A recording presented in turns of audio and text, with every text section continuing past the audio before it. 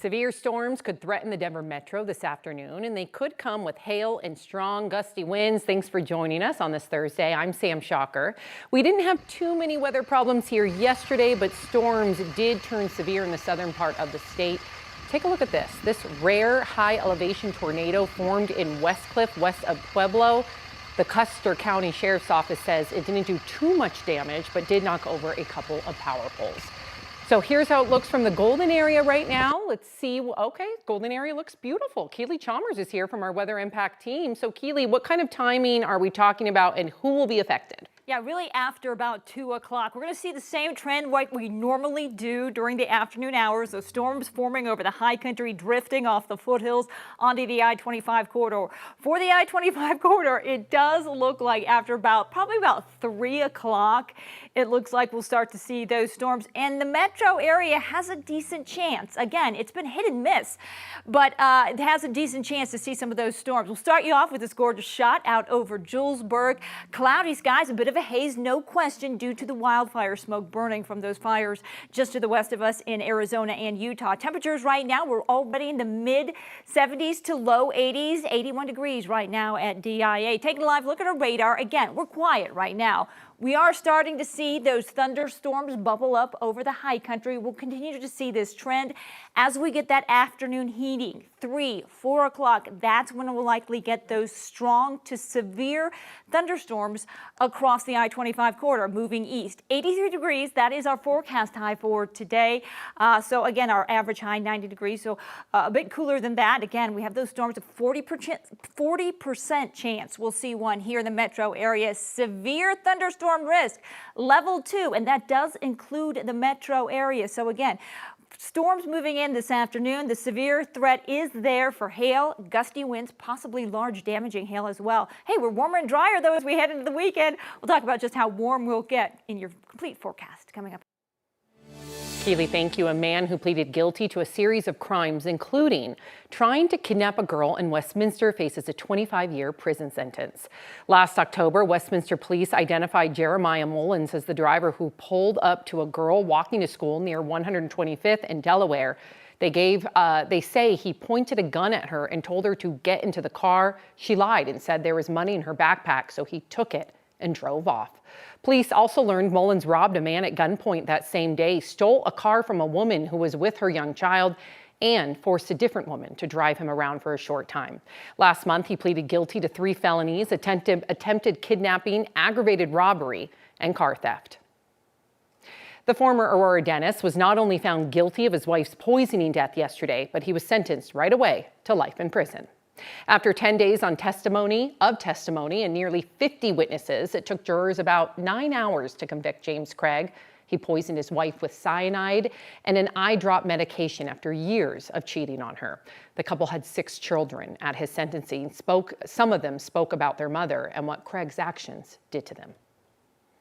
I was supposed to be able to share with her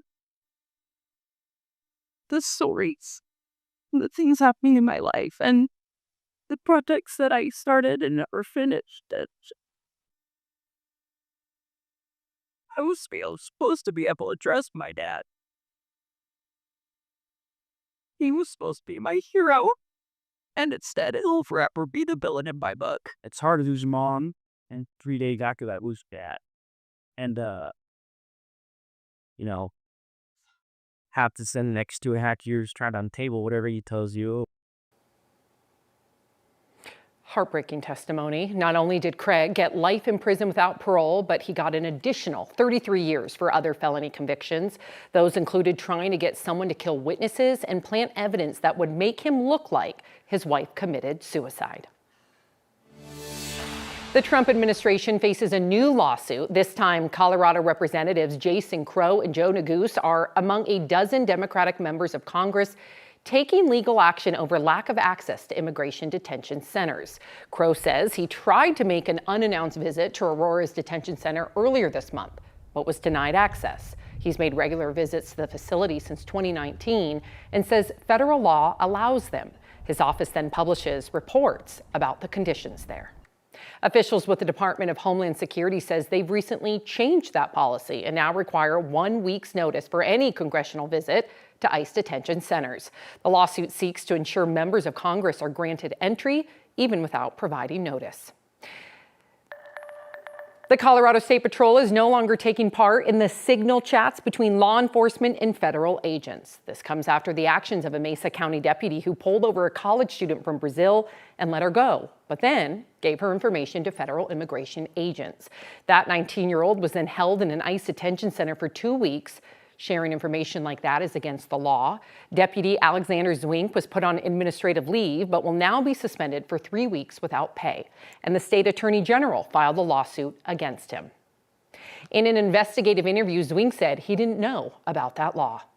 Being accused of violating this law that I think it's apparent that I had no idea existed. And I did not know that this was information I could not share with them. So I gave them the direction of the travel. However, at least 2 emails went out to his department saying not to cooperate with ICE. 2 other members of the sheriff's office were also disciplined. Another deputy in the group chat was placed on 2 weeks of unpaid administrative leave, and their immediate supervisor was suspended without pay for 2 days. Big improvements will be coming to downtown Denver thanks to a $100 million investment. The city is investing the money for projects like bringing businesses to the 16th Street, improving public parks, and converting empty buildings into housing. They want to create more than 230 apartments, with many of them considered affordable housing. This comes even though the city faces a big budget shortfall and will start laying off employees. But the mayor says the money will come from different places. We think there are 2 parts of how you manage your way out of a crisis like this. One is, like any family or business, you have to reduce your expenditures to meet how much revenue you have. The second is you do have to invest in the growth that's going to drive more economic development to help restore that revenue. The mayor pointed out the funding will come from a $570 million development plan that voters approved last year for downtown Denver projects. Great news for your bank account. Gas prices in some parts of the Denver metro are still hovering around the $3 mark, but not all of them. The gas price tracking site Gas Buddy shows there are several areas with prices around $2.60 to $2.70, but AAA shows the average price in the state is about $2.98.